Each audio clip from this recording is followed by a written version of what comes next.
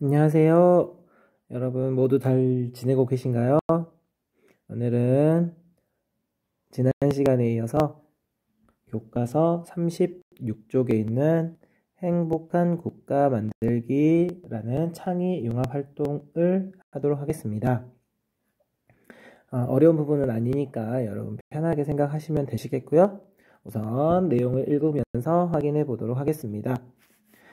세계의 여러 국가 국민의 삶의 질과 행복도를 측정하는 자료를 분석해보고 더욱 행복한 국가를 만드는 데 필요한 조건을 탐구해보자 라고 되어 있는데요. 자, 아래쪽에 보시면 자료 1번과 자료 2번 오른쪽에 자, 이러한 내용을 바탕으로 우리 교과서 37쪽에 보시면 분석 1, 추론 2, 종합 3이라는 활동을 한번 해보는 시간입니다. 우선 첫 번째 자료 1번을 보시면 다양한 지수로 살펴보는 우리나라 국민의 행복도라고 되어 있습니다. 우선 기본적으로 여기 나와 있는 수치가 있긴 하지만 여러분들 각자 한번 생각해 보는 것도 나쁘지 않다고 생각을 해요. 자, 내가 생각하는 행복도. 야, 여러분은 지금 정말로 행복하신가요? 라고 이야기를 했었을 때 누군가는 정말 행복합니다 라고 이야기를 할 수도 있고 또 누군가는 나는 지금 그렇게 많이 행복하지 않는데 라는 이야기를 할 수 있는 친구도 있을 거예요. 모든 사람들이 처한 상황이 다르기 때문에 이 행복이라는 부분을 수치화하기는 어려운 게 사실입니다. 하지만 여기 보시는 자료에서처럼 자, 첫 번째 국제연합개발계획의 인간개발지수라고 되어 있어요. 자, 수치화하는 겁니다. 쉽게 표현을 하면 양적으로 자, 양적. 자, 질이 아닌 양을 가지고 자, 수치화 시키는 거겠죠. 무엇을 가지고 양적 지표로 삼느냐? 그 다음 줄에 보면 1인당 국민소득 얼마나 돈을 많이 버느냐 이 부분이 되겠죠. 우리가 보통 이야기하는 GDP라든지 GNP 이런 부분으로 이야기를 할 수 있겠고요. 두 번째 교육 수준입니다. 학력이 어디까지 올라갈 수 있느냐 혹은 보통 학력이 어디까지냐. 그 다음에 평균 수명 얼마나 오래 사는지. 자, 그 다음에 문맹률, 자, 글씨를 읽을 수 있는지 없는지 글을. 그 다음에 유아 사망률 등이라고 되어 있습니다. 실질적으로 보시면 여기서부터 여기까지 다 숫자로 양으로 표현을 할 수 있는 부분이죠. 자, 이것들의 비중을 두고 삶의 질을 평가한다라고 되어 있어요. 그래서 양적 지표에 비중을 두고 있다라는 부분을 눈으로 확인할 수 있으실 거고요. 이 결과를 통해서 봤었을 경우에 우리나라는 2015년도에 조사 대상국 188개국 중 17위라고 되어 있습니다. 자, 이 부분만 보자면 어때요? 우리나라는 무려 188개국 중에서 17등이니까 10% 안에 드는 상위권에 해당하는 나라라고 이야기할 수가 있어요. 자, 그런데 이 조사 결과만 가지고 확인을 해야 되는 게 아니라 여러분 교과서 혹시 책 있으시겠죠? 다들 134페이지를 한번 살펴보시면 그 134페이지에 있는 자료, 선생님도 지금 134페이지를 볼게요. 혹시 없는 친구들을 위해서 선생님이 자, 134페이지에 보시면 여러분 자료 2번에 불평등 조정 인간 개발 지수라고 되어 있어요. 자, 처음 우리 교과서 36쪽에서는 HDI라고 해서 인간 개발 지수예요. 인간 개발 지수. 근데 여기에서는 똑같은데 I가 하나 더 돼 있죠? 뭐가 된 거예요? 불평등을 조정을 해줬습니다. 자, 내용을 보시면 인간개발지수는 한 국가의 인간개발 수준을 수명과 건강, 지식 접근성, 생활 수준 분야에서 분석하여 산출한 것. 그런데 여기에 불평등 요소를 반영하여 조정한 것이 불평등 조정 인간개발지수인데 자, 우리나라는 2015년 현재 대한민국은 몇 등이었으나 17등이었으나 불평등 조정을 거친 결과 몇 등으로 떨어진 거예요. 36등으로 떨어졌어요. 자, 이렇게 무엇인가를 사용하는지에 따라서 수치가 달라질 수 있다는 거죠. 한번 생각을 해보시면 여러분도 우리나라는 분명히 뭐 인간개발지수에는 17등이라고 되어 있지만 불평등까지 하자면 뭐 36등으로 그 순위가 떨어지더라. 자, 이런 부분을 가지고 확인을 해보는 거죠. 우리나라 행복도는. 자, 아래쪽에 보시면 더 나은 삶 지수라고 되어 있습니다. OECD 경제협력개발기구의 더 나은 삶 지수는 주거, 소득, 직업, 공동체, 교육, 환경, 시민 참여, 건강, 삶의 만족, 안전, 일과 삶의 균형 등 11개 생활 영역을 반영하는 지표를 토대로 삶의 질을 산출한다고 되어 있습니다. 이 삶의 질 산출 결과 우리나라는 조사 대상국 38개국 중 28등이에요. 자, 그렇다면 옆에 자세한 내용이 나와 있는데요. 자, 우리나라는 여기 보시면 지표는 10에 가까울수록 좋다라고 되어 있고요. 주거는 6.1. 자, 소득은 무려 2.5입니다. 자, 10에 가까울수록 좋은데 2.5이고요. 총 대상국은 여기에도 나와 있지만 38개국이었어요. 38개국 중에 순위는 소득 같은 경우에는 24등. 그러니까 실질적으로 내가 돈을 많이 벌지 못하고 있다라고 느끼는 경우가 많다라는 거죠. 자, 직업, 공동체. 자, 공동체는 무려 38개국 중 37등이에요. 그러니까 공동체와 관련해가지고는 우리나라가 그렇게 삶의 질이 좋진 않다. 자, 반대로 교육 같은 경우에는 높은 수준을 보이고 있습니다. 환경 37등 역시 거의 꼴등이고요. 시민 참여, 건강, 삶의 만족, 안전, 일과 삶의 균형. 자, 일과 삶의 균형이라고 하자면 여러분도 많이 들어봤을 것 같은데 우리가 보통 워라밸이라고 표현을 하잖아요.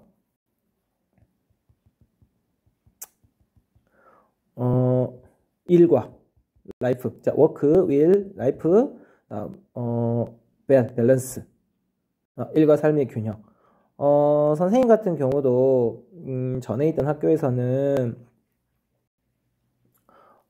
아침에 7시 정도에 출근을 해서 저녁에 야자 감독을 하지 않는 날 같은 경우에는 수업이 7시 정도에 끝났고 다시 이제 집에 퇴근을 하면 거의 7시 반. 그래서 학교에 12시간 정도. 이게 평소 생활이었고요. 만약에 야자 감독을 하게 되면 아침에 7시에 출근하는 거는 똑같고 퇴근이 이제 10시로 늦어지는 거죠. 그러니 실제 퇴근을 하고 집에 갔었을 경우 제가 잠자기 전까지 쓸 수 있는 가용 시간이 거의 없었고 여러분도 마찬가지일 것 같아요. 그래서 이제 워라밸이 많이 이루어지지 않았다라면 저도 점수를 이렇게 안 줬을 것 같아요. 이건 진짜 사람들마다 다르니까요. 그런데 이제 그 가운데 어떤 선생님들 같은 경우에는 뭐 8시 반에 출근을 하셔서 5시에 퇴근을 하시는 선생님들이 계셨어요. 똑같은 학교에서도. 자, 그러면 그 선생님 같은 경우에는 그 퇴근 시간 이후부터 자신의 삶을 살 수 있는 시간적인 여유가 많다라는 거죠. 어떤 삶을 살고 있느냐, 사람들의 상황에 따라서도 달라질 수 있다는 게 이런 부분이라고 생각을 하시면 좋겠어요. 자, 그리고 아래쪽에는 또 다른 자료가 나와 있습니다. 세계 행복 보고서라고 되어 있는데요. 국제연합 유엔의 세계 행복 보고서는 국가별 주요 경제 사회 지표와 각국 국민의 주관적인 삶의 만족감 점수를 합산하여 국민의 행복도를 조사합니다. 우리나라는 2016년에 157개국 중 58위라고 되어 있습니다.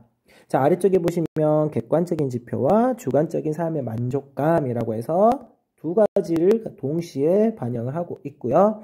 우리나라 같은 경우에는 OECD 평균에 비해서 총생산은 조금 떨어지는, 하지만 세계 평균보다는 조금 높은 상태가 되겠고요. 기대수명 같은 경우에는 OECD 평균이나 세계 평균에 비해서 우리나라가 훨씬 더 오래 살 수 있다는 부분입니다. 하지만 주관적인 삶의 지표를 봤었을 때, 자, 전반적으로 OECD 혹은 세계 평균보다 우리나라가 떨어지는 부분들이 눈에 보일 텐데요. 바로 이 부분, 바로 이 부분입니다. 자, 예를 들어서 떨어진다라는 숫자가 안 좋다라는 거잖아요. 자, 그랬을 때 어려움, 도움을 받을 수 있는가? 떨어져요. 그럼 도움을 받지 못한다는 소리. 거기에다가 하고 싶은 것을 선택할 수 있는 자유가 충분한가? 조금 자유롭지 못하다라는 소리가 되겠고, 반대로 높은 경우도 있습니다. 정부와 기업이 부패했다고 생각하는가? 부패했다고 생각을 하는 거죠. 여기 보시면 퍼센테이지 나와 있어요. 무려 82%가 부패했다라고 생각을 하는 거예요. 세계 평균보다 훨씬 더 높다라는 거죠. 자, 기부를 신청하는가? 마이너스 0.06이라고 되어 있습니다. 거의 기부를 많이 하고 있지 않다라는 건데요. 낮을수록 부정적이라고 되어 있지요. 선생님 같은 경우는 한 달에 기부라고 한다면 뭐 예를 들어서 유명한 유니세프라든지 뭐 월드비전이라든지 뭐 다양한 단체들이 있잖아요. 선생님은 두 군데에다가 기부를 하고 있어요. 그래서 하나는 이제 W사, 또 하나는 U사에 기부를 하고 있는데, 뭐 돈의 값어치를 이야기하기에는 좀 그렇긴 하지만 뭐 3만원 뭐 이 정도씩 기부를 하고 있고요. 여기에 캄보디아의 친구, 그리고 여기에는 에티오피아의 친구가 선생님의 아이로 등록이 되어 있어요. 그래서 매달 6만원에다가 적십자 회비 매달 만원. 그리고 선생님은 이것도 기부라고 생각을 하면 기부일 수도 있는데, 헌혈.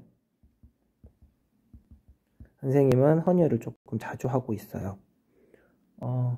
며칠 전에 헌혈 한 번 더 했는데요. 그때 헌혈이 49번째였습니다. 그래서 이것도 어떻게 생각하면 선생님은 기부라고 생각을 하고 있는데요. 주변에서 누군가가 헌혈증이 필요하다라고 하면 그때그때 모아놓은 헌혈증을 이렇게 주고는 하거든요. 그래서 여러분들이 생각했었을 때 이런 전반적인 자료를 보고 이야기했었을 때, 자, 다음 페이지에 나와 있잖아요. 자료 1에서 우리나라 국민의 행복지수가 평가 기준에 따라 다르게 나타나는 이유를 파악을 해보자 라고 되어 있어요. 맨 위에 있는 자료 같은 경우에는 17등, 무려 188개국 중에서. 그런데 두 번째 있는 자료는 38개국 중에서 28등. 그리고 세 번째 자료는 157개국 중에서 58등이라고 되어 있어요. 자, 이걸 왜 다르게 나타날까? 이유를 파악을 한번 해보자 라고 되어 있는데, 여러분 그냥 어렵지 않게 생각할 수 있으실 것 같아요. 예를 들어서 무엇에 따라서 달라질 수밖에 없다. 행복지수는 그렇죠. 무엇에 따라서? 평가 기준에 따라서. 평가 기준을 혹은 무엇으로 정하느냐.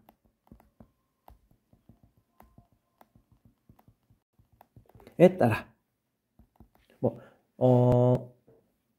다르게 나타날 수밖에 없겠죠. 자, 예를 들어서 양을 중시한다 혹은 주관적인 만족감을 중시한다. 이 두 가지 어떤 지표를 활용하느냐에 따라서 달라질 수밖에 없겠죠. 진짜 그 물질적인 부분, 이게 이제 양적이라고 하자면 정신적인 부분, 이게 질적 평가가 되겠죠. 물론 이제 이 정신을 저기 앞쪽에서는 주관적이라고도 이야기를 했었으니까요. 자, 여러분이 지금 온라인 수업을 대상 혹은 지금 현재 우리나라의 예를 들어서 코로나와 관련해 가지고 양적인 물질적인 부분 혹은 정신적 주관적인 부분을 가지고 판단을 한번 해보는 것도 하나의 예가 될 수 있잖아요. 우리나라가 잘하고 있습니까? 못하고 있습니까? 우리나라는 살기 좋습니까? 안 좋습니까? 여러분은 행복합니까? 행복하지 않습니까? 무엇을 가지고 이야기를 하느냐에 따라서 달라질 수밖에 없다라는 거죠. 예를 들어 이제 앞에 나와 있는 자료를 가지고 이야기를 하자면, 인간 개발 지수는 객관적인 수치, 양적 평가를 조금 더 중요시한다라고 하지만, 세계 행복 보고서 같은 경우에는 양적 평가에다 플러스 질적, 주관적인 부분까지도 이야기를 했다라는 부분이 수위가 달라질 수밖에 없다라는 거겠죠. 자, 이런 부분이 바로 첫 번째 자료 분석 1번에 대한 정답이 되지 않을까 선생님은 생각을 합니다. 여러분도 여러분 나름대로의 순위를 한번 생각해 보시면 좋겠고요. 다음, 자, 두 번째 자료. 그렇다면 우리가 이제 이번 시간이 이런 자료를 보고 행복한 국가를 만드는데 필요한 조건을 탐구해 보자라고 했으니, 자료 두 번째, 행복한 국가를 만들려면 자, 어떻게 해야 될까요? 자, 아래쪽에 자료를 보시면 첫 번째입니다. 일정 기간 한 나라 안에서 생산되어 최종적으로 사용되는 모든 재화와 서비스의 시장 가치의 합으로 측정한 국내 총 생산을 GDP라고 하고요. 인구수로 나누면 그게 바로 1인당 국내 총 생산이 되겠죠. 자, 다음 두 번째, 국제적인 부패 감시 단체, 민간 단체인 국제투명성기구 TI가 매년 발표하는 국가별 부패 인식 지수입니다. 국가별 공직자의 부패 정도에 관한 설문조사를 종합하여 분석하고 평가한다라고 되어 있고요. 아래쪽에 보시면 부패 인식 지수라고 되어 있습니다. 자, 이건 양적인 부분이 되겠고요. 이 부분은 뭐 양적이라고 표현할 수도 있겠지만 어떻게 생각하면 무엇이기 때문에 부패에 대한 인식 지수이기 때문에 주관적인 부분이 될 수 있겠죠. 질적인 부분. 다음 세 번째, 생태계 지속성과 환경보건 관리에 관한 국가별 성과를 측정한 지수로 예일 대학교와 컬럼비아 대학교가 공동으로 연구하고 세계 경제 포럼에서 발표한다. 보건 영향, 대기의 질, 식수 및 위생, 기후와 에너지, 생물종의 다양성과 서식지 등의 지표를 활용한다라고 되어 있습니다. 이게 환경 성과 지수라고 되어 있는데요. 자, 이 모든 것들을 자, 세계 행복 지수와 다양한 통계 순위 비교라고 되어 있는데요. 자, 왼쪽에 나와 있던 세계 행복 지수에서 우리나라는 157개국 중에 58위였었습니다. 자, 그런데 1인당 국내 총생산을 기준으로 하자면 215개국 중 35위에 해당하여 우리나라는 상위권에 랭크되어 있습니다. 하지만 부패 인식 지수 가지고 표현을 하자면 우리나라는 167개국 중 37등입니다. 상대적으로 순위는 크게 변하지 않았지만 조사 대상국을 보세요. 무려 거의 40개, 50개국 가까이 줄어든 상태에서 그 상태를 유지하고 있다는 부분입니다. 그리고 환경성과지수를 보면 180국 중에서 무려 80위에 해당합니다. 환경적으로 그렇게 많이 좋지 않음을 확인을 할 수 있어요. 자, 이런 부분을 가지고 이야기를 해보자면 예를 들어서 우리나라는 1인당 국내 총생산은 어느 정도 높습니다. 하지만 부패는 조금 있다고 생각하는 거예요. 부패. 그리고 환경적으로 좋지 않다고 느끼는 거예요. 그럼 우리나라를 조금 더 행복한 나라로 만들기 위해서 순위를 끌어올리기 위해서는 어떤 순위를 조금 더? 그렇죠. 여기에 있는 부패라든지 환경과 관련된 부분에 조금 더 노력을 보여주는 모습들을 생각을 하시면 되겠죠. 이 자료를 바탕으로 해서 이야기를 할 때입니다. 그래서 이 자료 2번에 나와 있는 자료 위에서 경제 발전 정도, 환경 보전 여부, 투명성 등이 행복한 삶과 어떤 관계가 있는지 생각을 해보자. 자, 경제 발전 정도. 경제가 발전이 되면 될수록 행복해질 수 있다. 그 다음에 환경 보존이 잘 되면 잘 될수록 행복해질 수 있겠다. 역시 투명성도 높아질 때 행복할 수 있다라고 이야기를 할 수가 있겠죠. 자, 이 부분을 글로 써보자면 다음처럼 써볼 수 있겠습니다.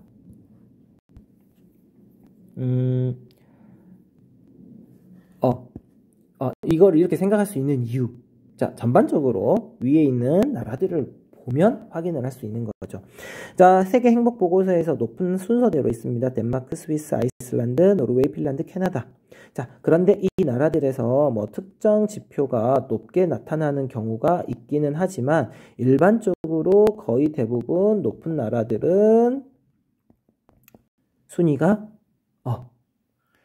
전반적으로 이 순위가 높은 나라들은 전반적으로 다른 지표에서도 높은 성적을 보여주고 있다는 것을 바탕으로 봤었을 때 이렇게 설명을 하면 되겠죠.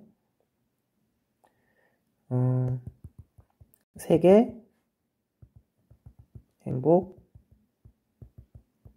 보고서의 상위 국가들은 대체적으로 1인당 국내 총생산 부패 인식지수 환경 성과 지수 등에서 상위권을 보여준다. 따라서 경제 발전의 정도 그리고 환경 보전 여부 그리고 투명성. 자, 이 세 가지가 어떻게 됐을 경우 경제 발전의 정도는 높아지고 환경 보전의 여부도 높아지고 부패, 이 투명성은 부패가 되겠죠. 부패, 투명성은 높아지고 부패는 반대로 되겠죠. 자, 투명성은 높아진다. 즉 부패는 덜 발생할수록 어떻게 될 것이다? 행복해질 것이다. 우리가 이렇게 정리를 하면 두 번째 자료 2번의 내용까지 확인을 할 수가 있겠죠. 자, 그럼 세 번째 자료 1, 2를 참고하여 우리나라를 행복한 국가로 만드는 데 필요한 조건. 선생님이 조금 전에 얼핏 이야기하기도 했겠지만 우리나라에서 상대적으로 낮게 나타나는 부분을 올려주는 방법이 되겠죠. 행복의 진정한 의미가 무엇인지 토의해보자 라고 되어 있습니다. 여러분은 진짜 행복이 무엇이라고 생각하시나요? 선생님은 개인적으로 제가 사랑하는 사람들, 가족들, 그 다음에 내가 알고 있는 모든 사람들이 건강하게 그리고 자신의 삶에 만족을 느끼면서 지내는 게 행복이라고 생각을 해요. 현재 선생님 같은 경우는 나름 행복하게 살고 있다라고 저는 생각을 하고 있어요. 물론 선생님도 예를 들어서입니다. 선생님도 빚을 갚느라 조금 힘들게 지내고는 있지만 그래도 선생님의 가족과 함께 잘 지내는 것 자체가 행복하니까요. 이제 이거를 가지고 이제 또 어렵게 생각을 하자면 한도 끝도 없겠지만 여러분도 매사 조금 더 행복한 삶을 살기 위해서 노력을 하시고 동시에 내가 처한 환경이 조금 좋지 않을지라도 상황을 긍정적으로 바라보는 인식. 자, 주관적인 부분이 어떻게 생각하면 크게 영향을 줄 수도 있는 거예요. 그래서 나는 지금 현재 상황은 좋진 않지만 분명히 더 좋은 상황으로 발전할 수 있다라는 그런 마음가짐을 가지고 생활하신다면 조금 더 행복해지지 않을까 생각을 합니다. 자, 이것으로써 오늘 수업은 마치도록 하겠습니다. 수고 많으셨고요. 여러분은 여기 자료 종합 3번에 있는 부분 한번 생각을 해보시면 좋겠습니다. 모두 고생하셨습니다. 안녕.